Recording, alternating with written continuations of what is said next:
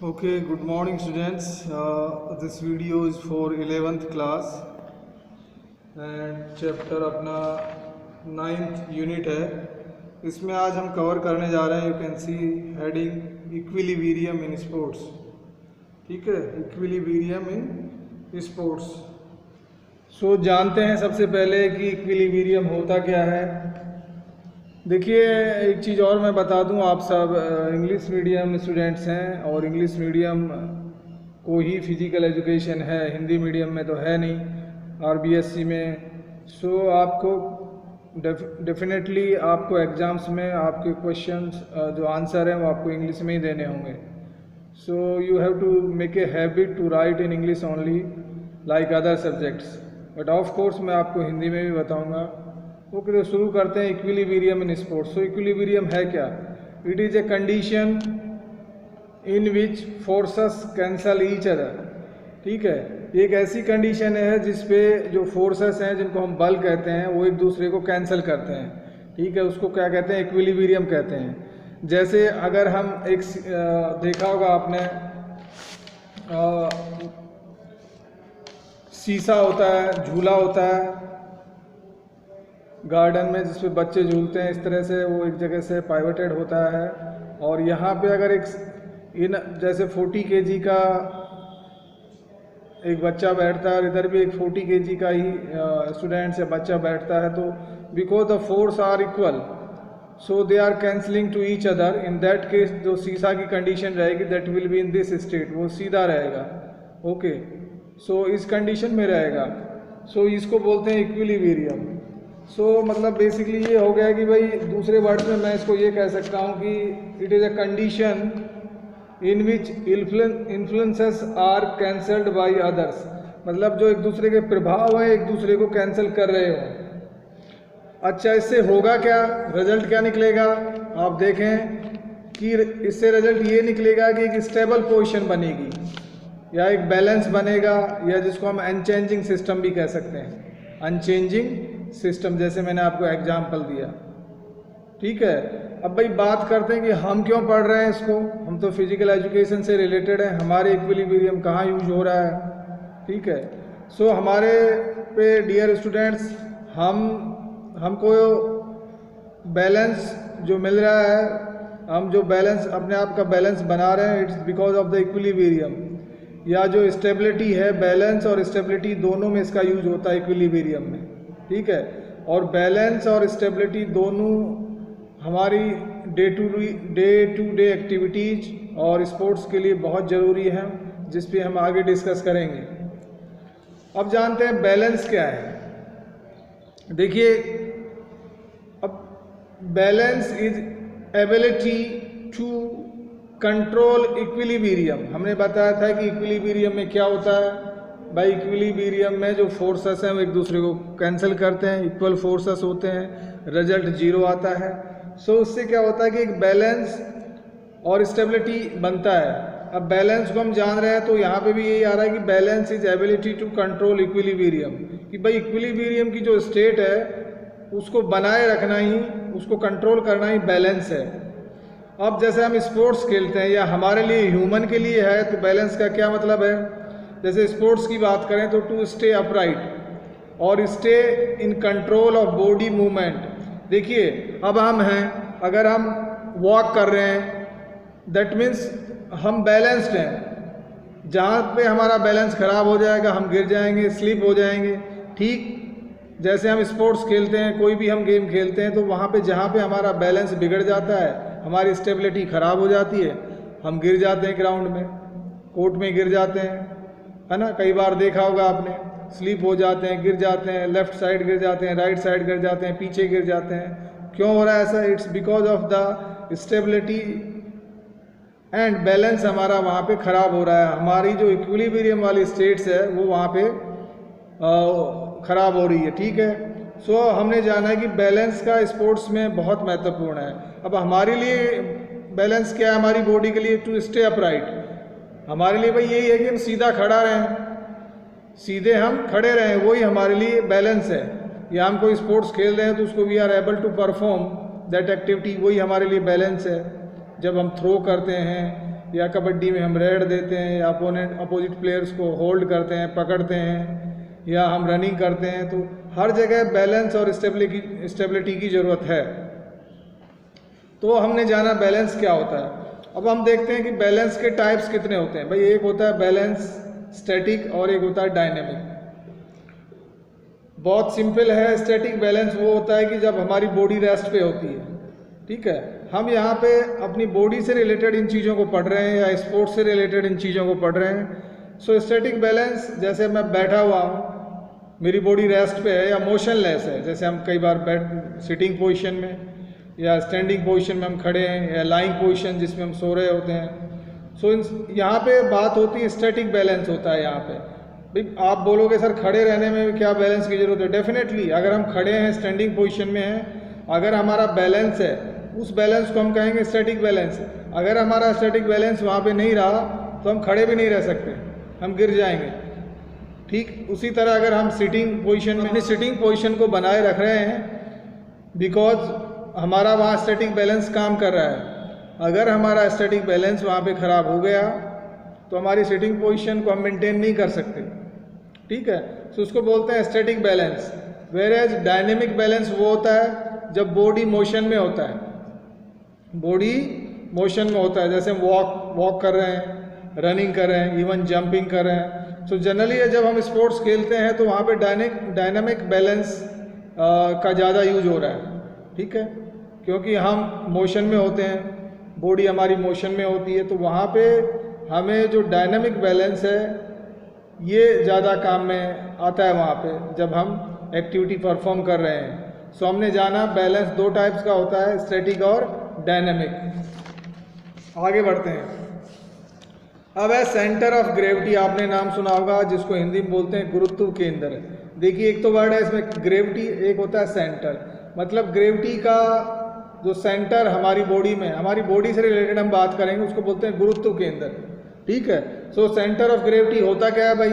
The centre of gravity is the point eight which the entire weight of the object is centred. देखिए पूरा कोई object है, उसका पूरा वेट सेंटर्ड हो जाएगा, या हम ये कह सकते हैं दूसरे वर्ड में, the point where the entire weight of the object acts.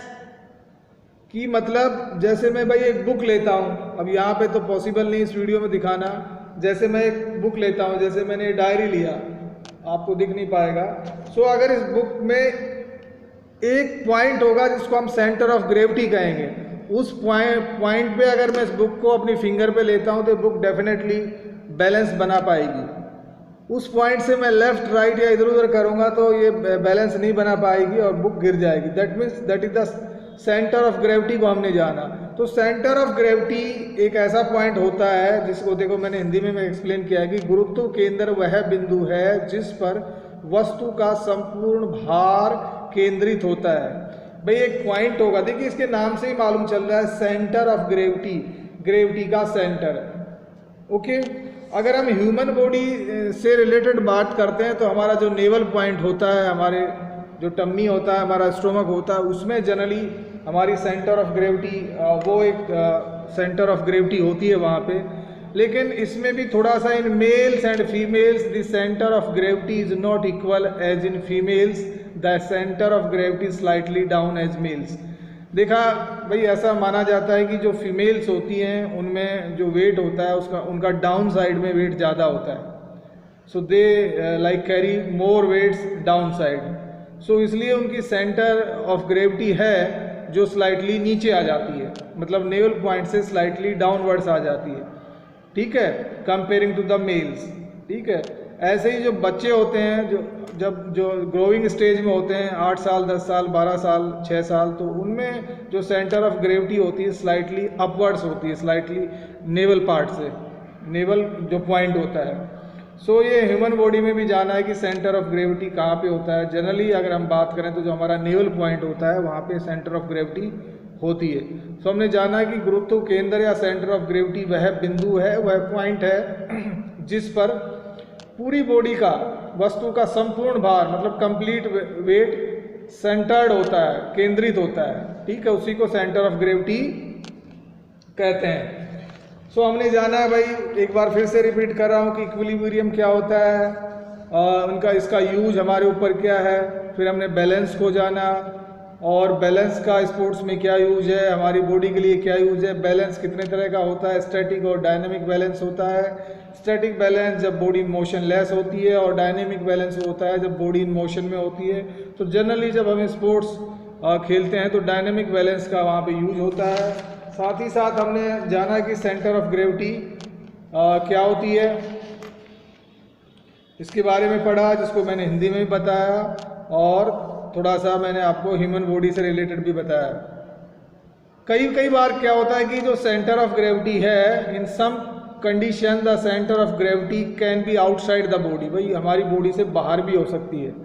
ऐसा तब होगा जब हम अपनी बॉडी का पोस्चर है वो एक स्पेसिफिक पोस्चर बना लेंगे, मतलब जो नॉर्मल हमारा पोस्चर रहता है उससे वो पोस्चर से हम अपनी बॉडी को अलग कर लेंगे या बिगाड़ लेंगे पोस्चर, है ना। या हम अपर साइड में अपनी बॉडी को थोड़ा सा बहुत ज़्यादा बेंड कर लेंगे, या लोअर साइड में बेंड कर लेंगे, या इस कंडीशन में हम कई बार जंप लगा रहे होते हैं, या हम मोशन में हैं, वहाँ पे हमारा जो पोस्चर ठीक नहीं है। तो उन कंडीशंस में क्या होगा, जो centre of gravity can be outside the body. और अगर ऐसा होता है कि सेंटर ऑफ ग्रेविटी अगर आउटसाइड द बॉडी होती है, तो उसी में फिर हमारा जो बेसिकली बैलेंस और स्टेबिलिटी ख़राब हो जाती है और हम गिर जाते हैं। तो सेंटर ऑफ ग्रेविटी को बनाए रखना बहुत बहुत इम्पोर्टेंट है हमारे लिए, हमारे बैलेंस और हमारी जो स्टेबिलिटी को बनाए रखने के लिए। सो कई बार हम वॉल का सहारा लेके खड़े होते हैं, वो भी इसलिए खड़े होते हैं कि हम एक पर्टिकुलर एंगल बना लेते हैं बॉडी में, जिससे कि हमारा सेंटर ऑफ ग्रेविटी के चांसेस हो जाते हैं कि वो बॉडी से बाहर आ जाता है। तो इस पॉइंट का ये मतलब है। अब हम बात करेंगे principles of stability and balance, कि भाई जब हम स्पोर्ट्स में हम अपने आप को बैलेंस रखें, स्टेबल रखें, स्टेबलाइज रखें, तो उसके क्या क्या प्रिंसिपल्स हैं, किस तरह से स्टेबिलिटी और बैलेंस को बढ़ाया जा सकता है या घटाया जा सकता है। सो उसका मतलब है प्रिंसिपल्स, उनको देखते हैं। Centre of gravity with in the base of support. देखिए हम लास्ट में डिस्कस कर रहे थे कि कई बार ऐसा होता है कि जो सेंटर ऑफ ग्रेविटी है वो हमारी बॉडी से बाहर हो जाता है। वो पॉइंट ग्रेविटी का जो सेंटर पॉइंट है, sometimes that can be outside our body. So ऐसा अगर होगा तो हमारी जो स्टेबिलिटी है या हमारा बैलेंस है वो ख़राब हो जाएगा और हमें इंजरीज हो सकती है, हम गिर सकते हैं। सो यहाँ पे बोला गया है कि centre of gravity with in the base of support. भाई हमारा बेस ऑफ सपोर्ट के अंदर हमारा सेंटर ऑफ ग्रेविटी किसी भी कंडीशन में रहना चाहिए। इससे क्या होगा, हमारी स्टेबिलिटी और बैलेंस बरकरार रहेगा या बना रहेगा या बढ़ेगा। दूसरा पॉइंट है widen the base of support. So जितना हम जो हमारा बेस ऑफ सपोर्ट है, जितना हम उसको वाइड करेंगे, जितना उसको फैलाएंगे या चौड़ाएंगे, उतना हमारा स्टेबिलिटी और बैलेंस बढ़ेगा। इसका मैं एक एग्जांपल देता हूँ। आपने देखा होगा जब कोई वेट लिफ्टर है, जब वेट लिफ्टिंग करता है तो वाइडन हिज बेस, वो अपने बेस को बेसिकली वाइड करता है, अपने पैरों को ऐसा नहीं कि बिल्कुल क्लोज रख लेता है, वो अपने पैरों को वाइड करता है, उसके बेस को वाइड करता है। ऐसा करने से क्या होगा कि उसकी जो ग्रेविटी है और स्टेबिलिटी है वो बढ़ जाएगी। सो जितना बेसिकली बेस वाइड होगा उतना स्टेबिलिटी और बैलेंस बढ़ेगा। तो ये इसका सेकंड प्रिंसिपल है कि widen the base of support. ठीक है। तीसरा है lower the centre of gravity.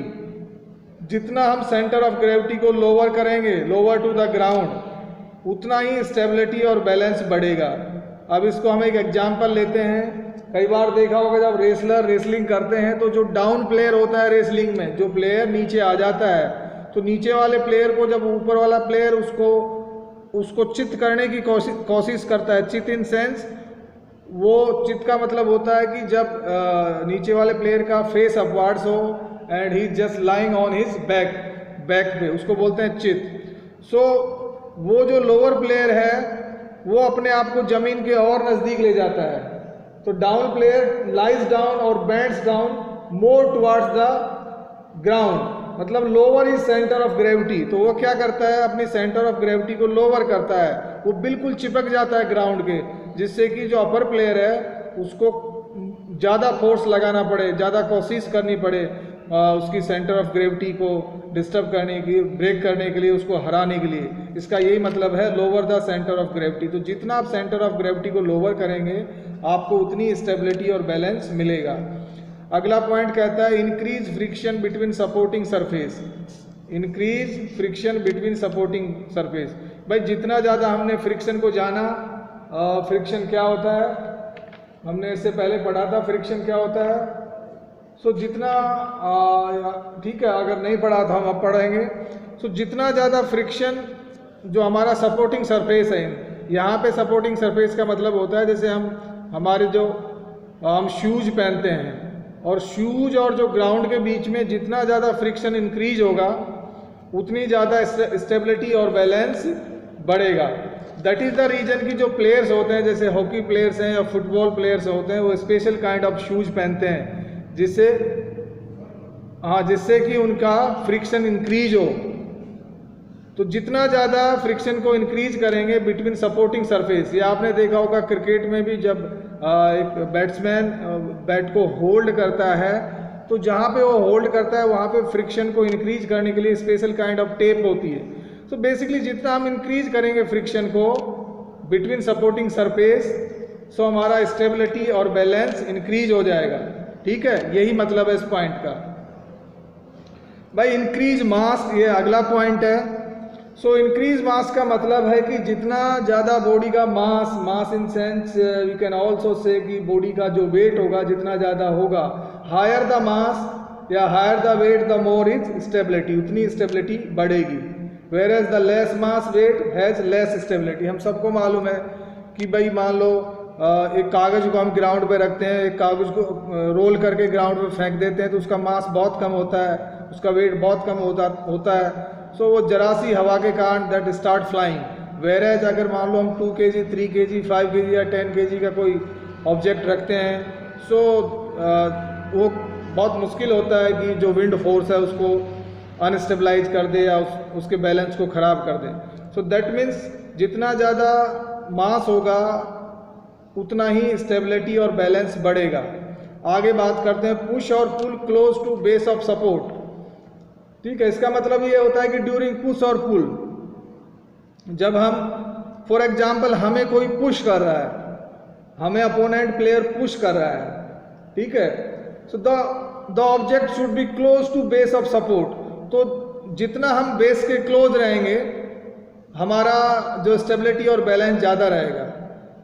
अगर हमें कोई मान लो हमें स्टैंडिंग है, ठीक है, या हम थोड़ा जंप लगा रहे हैं, उस समय हमें कोई पुल करता है या पुश करता है तो हमारी स्टेबिलिटी जल्दी ख़राब होने के चांसेस हैं। वेयर एज अगर हम ग्राउंड के क्लोज रहेंगे, बेस ऑफ सपोर्ट के क्लोज रहेंगे और उस दौरान हमें कोई पुश या पुल करता है तो चांसेस हैं comparing to that when we are jumping कि हमारी स्टेबिलिटी एंड बैलेंस ज़्यादा रहेगा। So as close as like base of support during push और पुल, सो हमारी स्टेबिलिटी और बैलेंस को we can able to make. और लास्ट है रोटेशन अबाउट एक्सिस।